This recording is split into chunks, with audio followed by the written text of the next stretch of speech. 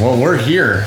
Yeah, welcome. We're there, man. Welcome to the Brothers and Horns mini extra exclusive podcast that anyone can listen to. Free content so long as you like, subscribe, and give us 6 stars. Yes, we are the one, the only, forever and ever trombone and metal podcast. My name is Aaron Wilson. I'm Professor Trombone, a professional trombone player. This is my brother Brian, who's apparently amazing. Right? I thought you were going to bang that out like memorized. I almost did. Yeah. Except that I didn't. All right, so what are we talking about today? We had a rehearsal. We're both in, let's just set the scene. We're both in Olympia, Washington. Technically McCleary, Washington, because that's where our parents live. But we're in Washington together, where we grew up. And we had a rehearsal with the Brothers and Horns band last night. Yeah, we flew in early last night. I think you're going to have to scoot up a little bit, too. Your levels are a little low. That's all right. Flew in yesterday morning, both of us did, early. Went to a Mariners game, which was great, and then decided it was a good idea to drive straight to a 3-hour long rehearsal that night. Oh my God. You can tell in my voice, I'm not used to talking that much. So like I'm struggling here today, so bear with me. But but how'd your first metal rehearsal go from your perspective? It was I had a lot of fun. Let's set the stage. Set the stage. So we rehearsed in Jim's garage, which we can report has sort of been cleaned. It was marginally clean. It still looked like there was stuff all over the place. You definitely couldn't park a garage in there. Not that that's a problem. No. But it was like, stuff was everywhere. Yeah, I was kind of disappointed in it, so I'm hoping Jim cleans it up before we get there on Thursday. It's not going to happen, but... Okay. But we're in this garage. We have Brian McCoy. We have Chris, can't remember his last name. Hannon. Chris Hannon. We have Dylon. Yeah. We have the great Tim Dietrich. Yeah. And of course, Jim Farley. Yeah. And Brian and myself playing in this band in various permutations throughout the set. It was a full house. It's for there, sure. There were good beers. Yes. You know? Yep. And Kate was there watching and giving feedback and whatnot. It was really fun. It was really fun. It was exhausting. Yeah? How so? So, one of the things that I realized through doing this rehearsal was how different. I'll scooch up a bit here. How different it is to play trombone in a setting with all amplified instruments. All amplified instruments that are pointed at each other about 10 feet away from each other. I mean, it was loud. It was really loud. And there's no problem with that. It's just like the biggest issue that I had was just finding my balance between the trombone and everybody else. Because when I was playing, it felt like I couldn't hear if I was going through the mic in the right way, if my sound was projecting. Yeah. But we found out that the mic I was using was a little bit of a dud. Right. So I'm hoping that it gets better on the next. I'm still not convinced though that wasn't just because like the pedals were somehow pulling your signal down. Possible. Yeah. Possible. I don't know.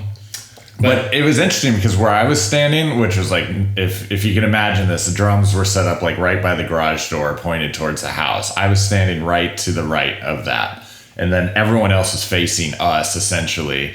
And so Aaron was playing facing the drummer. Yes. And I could hear you pretty well like the entire time because your sound is so directional with that. But I think I was only hearing your horn, not like the amplified horn. Yeah. Yeah, and I don't know how well my natural sound balances with the amplified instruments. So I know that's a good point. Yeah, that's interesting. I know that I'm going to need some sort of boost on there, and I've got a better microphone that I'm hoping to pick up on our way up to Seattle to pick up Brendan and Peter. So I'm hoping that helps out. But like, if I have to just forgo the pedals, that's fine. Fuck them. Fuck them.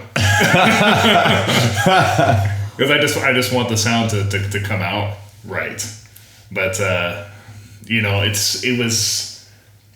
we played Dio's Last in Line. That was the first one. Yeah, that was the first one. What was it like going in? Were you nervous? Like, oh, of course I was nervous. Okay. What were the nerves? That's such a funny thing because I was nervous because I know that everybody in that room has been playing metal for like 20 years, if not more. And going into it, I've had lots of experience playing trombone, but not in that setting. Yeah. So I was nervous about just kind of like fitting in because, all of you make this big deal like, oh, he's a classical musician. He must do this kind of thing all the time, just drop in. And you mean that rehearsal wasn't like your normal day of life? And But like, y'all have equal kind of experience, just in a different genre. Sure. So it's not any better or worse than anything else. So I don't like the idea that trombone is better because it's classical. That's just bullshit. Well, I don't believe that. I don't think anybody, like, so here's what I'm wondering. Like, for the show, are you nervous to get up on stage and do that? Because you have hundreds of more hours of performance like experience. Like, you play multiple concerts a year, whether they're solo or like a quartet, or you're directing them or whatnot. So your on stage time is probably more than everybody. And so do you get nervous, like, even in your own job, like getting on stage anymore? Performance anxiety is something that I've had a lot in my life. Like when I was in... Interesting career choice then. But it was never something that was like, would completely, like I was afraid to go out on stage or anything like that. It was just when I was in my undergrad, for example, I'd give these recitals, I would get dry mouth. Yeah. I'd get like a little bit of the shakes and whatnot. And it would usually calm down by the second or third song. Yeah. But, at that time, I wasn't as like technically proficient of a player as I am now, just because I hadn't spent the years doing it. So I would, I didn't have enough of that to overcome any kind of performance nerves that I had beforehand. I still get little butterflies in my stomach for certain performances. Yeah.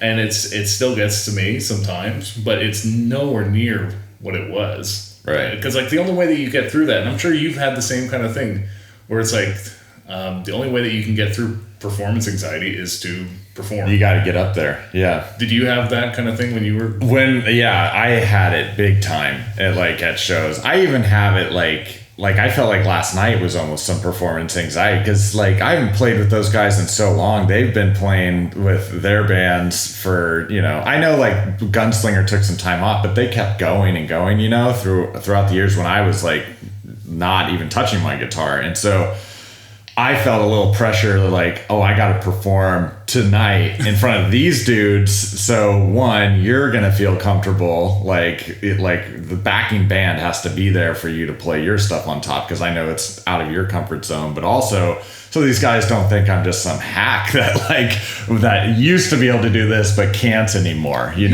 looked like you were having so much fun. There. It's so fun to play with those guys. Oh my God, dude. Yeah. You were dancing around just like, you were into it. Yeah, man. Well, that's like, that was kind of something that I was sort of like all about back in the day. It was like moving around when you're playing and putting on a show, and like, because it's way more fun. And I think you're playing, like your actual physical playing sounds better when you're like into it. And it's an easier way to keep time too. It's kind of interesting you say that because like I've had periods in my life where it's like I've tried not to move around a lot. Yeah. When I'm playing, and I think more and more as I get older, it's just like allowing myself to be more relaxed and to allow motions to happen. Yeah. I have this mindset with it that I picked up from this trombonist named David Vining. Yeah. Who wrote this book, What Every Trombonist Needs to Know About the Body, which is a very good book if you're a trombonist listening to this. He talks about how our body has a sense of balance to it. how the spine carries the weight and all that in various ways. And it's okay to get off balance as long as you return to that balance. Okay. Eventually. So if you feel a lick kind of drawing you forward or something, you can't stay there. Yeah. But you come back to that place of balance, and then it's just fine. So like I'm trying to kind of adapt that kind of mentality to it. And it'll be easier when I have the clip-on microphone. Yeah, you'll be able to move around a little more instead of being stationary on a mic stand. Yeah. The downside, though, to moving around when you're playing this kind of music is you get a bangover the next day, which is like when you headbang too much and then you wake up the next morning and it feels like a hangover, but it's a bangover. And I had a little bit of a bangover this morning, I'm not going to lie. Oh, that's incredible. Yeah. So, I love it. Yeah, that's a very specific, injury that's related to this. So... okay, so we played, we started off with Dio, which I think for you is probably one of the easier songs, right? It is. Yeah. And playing that, just because I was, like, I knew it would be loud, but I had to assume that I'd be able to kind of hear my balance in the group. Yeah. I'm hoping that we get to a closer place where, like, I can at least understand what it is. Yeah. Because even if I can't, like, necessarily hear in real time what the balance is, but I know that it's okay on the outside. Yeah. Then it takes this pressure off me to play louder and louder and louder. Yeah. We got like that towards the end, especially like everybody starts turning up a little bit and turning up instead of like balancing the sound. Everyone's just like, my solution is turn up, And then by the time we got to the very end and we were playing Queen of the Reich, which surprisingly we played really well. Yeah, that one just came off like... I thought that was going to be like the struggle bus for us, but like, no, we played through it, but it was just wall of sound. Like I couldn't like differentiate like picking or like anything. It was just like there. We nailed it, but it's, I think we got to be a little careful with that going in. So the advantage to being the first band is that you can sound check. To a certain extent at least. So yeah, there are moments where I think it would be beneficial to kind of bring people back, at least just for my sake, with like the Crowley solo is the one I'm thinking about the most. Mm-hmm. Where it's like, because I was talking to Brian about this last night. There's this principle, this scientific principle called the Bernoulli effect, and I know that when I explain this, some science guy is going to be like, well, you don't really explain this correctly. Well, for me, it'll sound correct, because I have no clue what you're talking about. Well, I am a doctor, so you can trust me on that. But there's this concept like where if I'm blowing a lot of air past my lips, and I blow too hard at them, yes, it will cause the lips to close. So you can do this. Like if I go, you can do that too. Yeah. Like it's impossible to keep the lips from closing. And I was blowing so hard because I felt like I had to play so loud. Yeah. That it was causing that to happen. And when that does, it causes lip tension. Yeah. And like this is the part, I'm pointing to my lips here for those podcast listeners.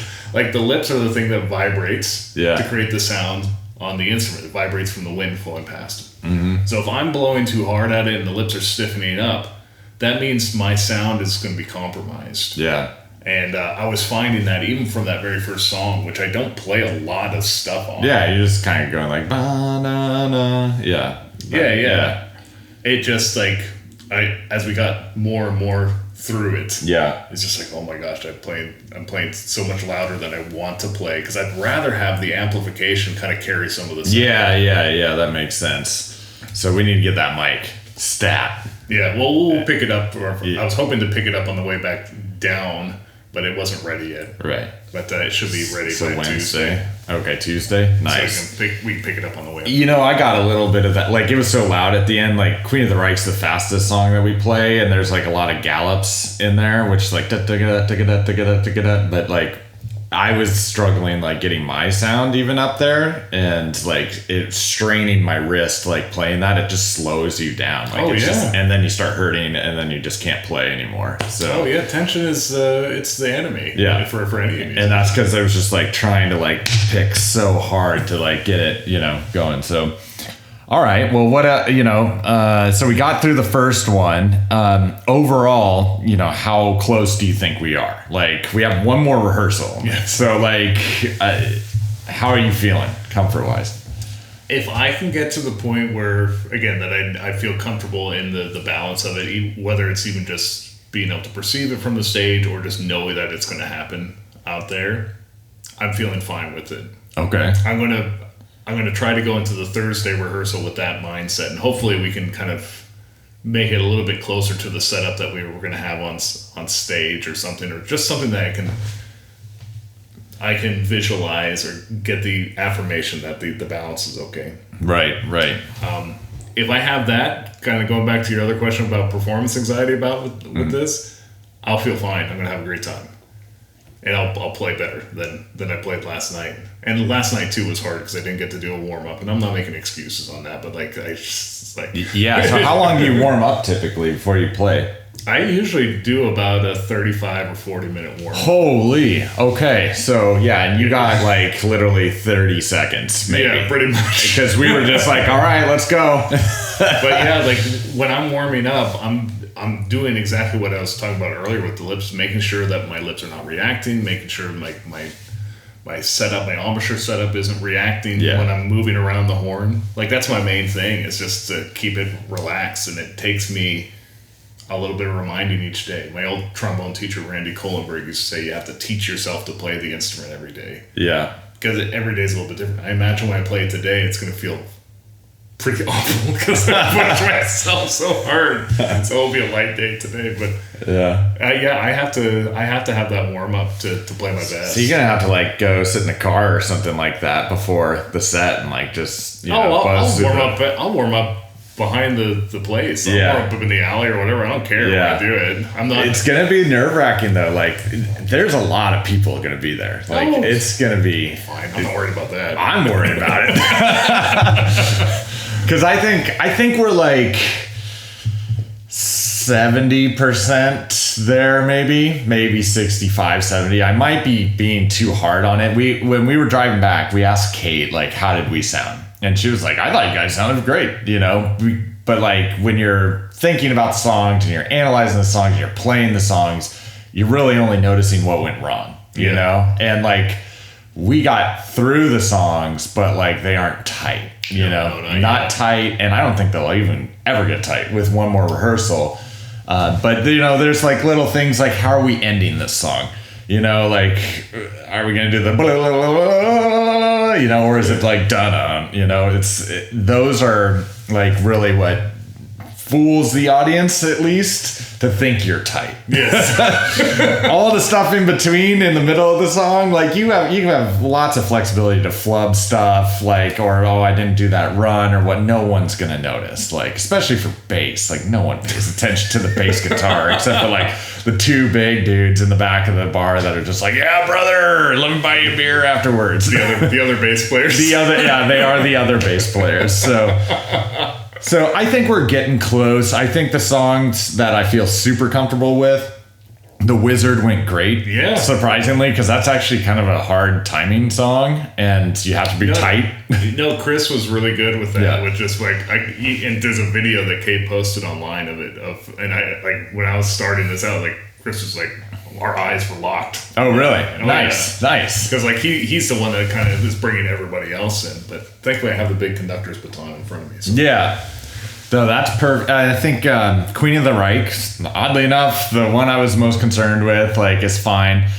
I think Dio is pretty close. There was some song structure stuff that we kind of wonked around on it. Is this gonna go into the verse or the chorus? Because they're actually very similar riffs. Oh yeah. So I don't think we need much work there. Crowley is actually pretty good. Yeah, pretty good. That we got to figure out the solo part, what's going on, but I think that you nailed it. Last night. Well, who's gonna your trombone playing a Randy Rhoads solo? No one's done that before, so no matter what you do, they're gonna be yeah, that made sense. See, and I'm sure you get this too. It's that internal struggle of knowing I know I can play that better. Yeah. that's the issue for me. It's just, Sure. It's like, so, because like I know I can play all those licks in there better, but like by the time we got to that, which I think was the second song, I was already really feeling it. Okay. From like the overblowing. Yikes. So it's just like, oh God, and because like I know I can play. When I was practicing, I was playing through the set twice in a row and having no issues. Yeah, because you're just by yourself. Yeah. Yeah. But like when I felt like I was having to compete with the sound, like playing loud, that gets me into trouble. So I don't want to be in that space, because like I know the Crowley solo is not going to be 100% perfect. It just it's not. There's too many notes in there, and like I'd have to practice it for another year to get it so I can do it perfectly. And you should. I think I should, because like it'd be a great thing to just be, because like I go into schools all the time, and they always like, oh, can you play something? I'm like, sure, I could play like the Botsa Ballade or some trombone piece like that, which is great. I love that music too. But if I just like, oh yeah, sure. Any Aussie fans in here, children? I've met so many low brass players, obviously bass players, like in the schools. Yeah, they know that music. Oh yeah, they know that music. So like, it's the most fun to play. Like that's awesome. And then the Yasmin song.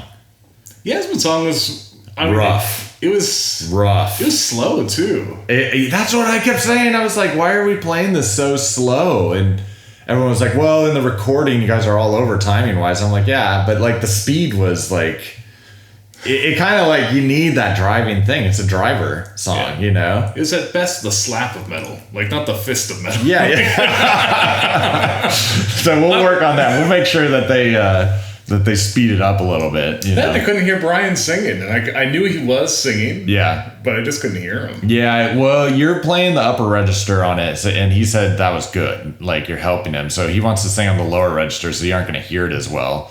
And honestly, like, you got to be ready for that, because most shows I played, I can't hear the singer at all, because they're directional sound. Oh yeah, and they're on the PA, which is in front of you, facing the other direction, and you're on stage behind it. So if you have good monitors, maybe you can hear it, but yeah, I just get used to like not listening to the vocals, which I think everybody should do anyways, because like vocals are boring. But I'm wondering, do you think we should hook the trombone through the an amplifier or through those PAs? Like, I mean, through the PA is probably the way, honestly, but that is an interesting question, though, because that means your sound's in front of us.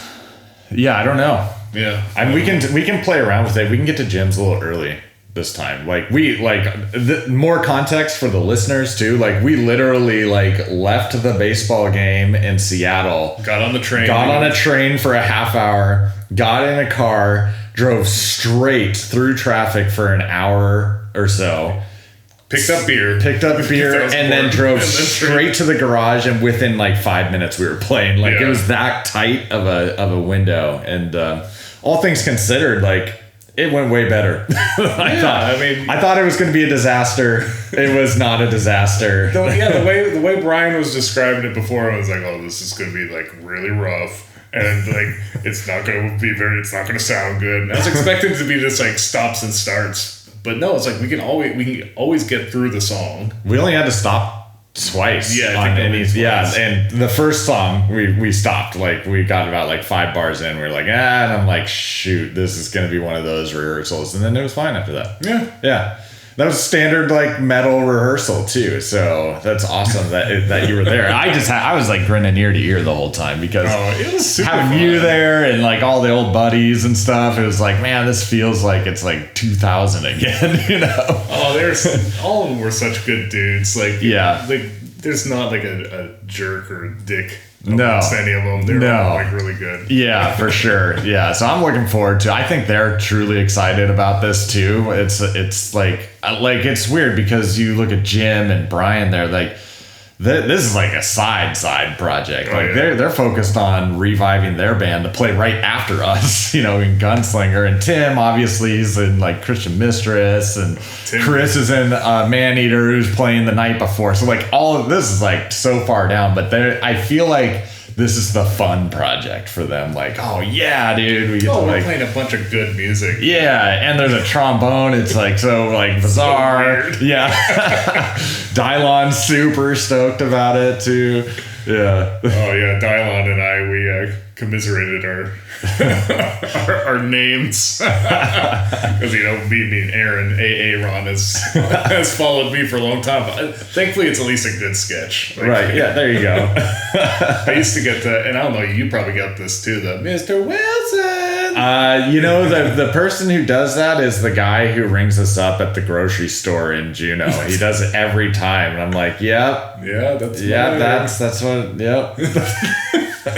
And of course, you probably get this too. A lot of Wilson. I get more like, from the Beach Boys. Do I get your signature? Blah blah blah. And I'm like, are you hanging out in bed all day or something? I'm like, yeah, that's what. Okay, yeah. Oh, I didn't even think about that. Of course, you've got that's like almost daily. Oh yeah. yeah. So Brian Wilson. Well, shoot. All right. Well, what are we thinking with that? Well, what else do we gotta talk about on this? I don't know. I thought it was a very educational experience for me. You're gonna be ready for the next one too. I'm definitely gonna be more ready for the next one. Dude, it's awesome. I think the thing that we just need to insist upon is trying to get as close to everyone there for a sound check. Yeah, on Saturday. Even if you just have one guitar and a drum, that's fine. Or even bass, you're going to be fine. So yeah, just so we can get I can get a better idea because it's going to help me. And we're going to go to McCoy's today, to check out the site, and let's hear. So what do we got the week ahead? So we're recording another episode, Petalocalypse, at an Airbnb that we're going to be staying at, with a PA that we're renting. So more free content this week. Thank you, Cade, for pumping these out. Yeah. And then we got rehearsal Thursday. We're doing a site visit to McCoy's. Friday night's going to be Arts Walk, so that's going to be crazy. And then hopefully we won't have too much of a hangover from seeing Maneater and all them like that night before. And then we got then the show Saturday. Man, and then you're doing other stuff. You're going to like Mount Rainier and stuff like that? Yeah, we're doing like Brendan, Peter, and I are doing like jam sessions. They're playing on the top of a mountain later this week. Like, we'll see. What the heck is going on here? This is a wild project. But we're just, so the whole point of this project is to get to know the land that we all come from, like the various lands that we all come from, and learn from it and learn from each other about our experiences, and then make music based off of it. Yeah, I'm excited to see what you guys come up with. I'm excited to meet Brandon and Peter. They're cool dudes. Yeah, it seemed like chill guys. So, all right. Well, hopefully we'll get this episode out here. Yeah, like and subscribe. Leave a review. Yeah, leave a comment. It looks pretty bad that I'm the only person that commented on it saying this is the best podcast that I've ever been a part of. Like, come on, people. Jeez, we got a season 2 coming out in about a month or so. Yeah, we're excited for that too. I know. Some ideas. So yeah, let's help out the podcast, and we'll help you out with your with filling your time. Your general malaise. Yeah. All right. See y'all later. See you. The Brothers in Horns podcast is produced by the Wilson Brothers. Our editor is Cade Zacharias. Thank you to the band Power Castle for providing our intro and outro music. Thank you also to Grant Hamilton for designing our amazing logo. Check out the episode's show notes for links to the music we discussed today. Our podcast is on all major platforms, and we'll be releasing episodes the first week of every month. Lastly, be sure to follow us on Instagram and YouTube for additional content, both under the name Brothers in Horns.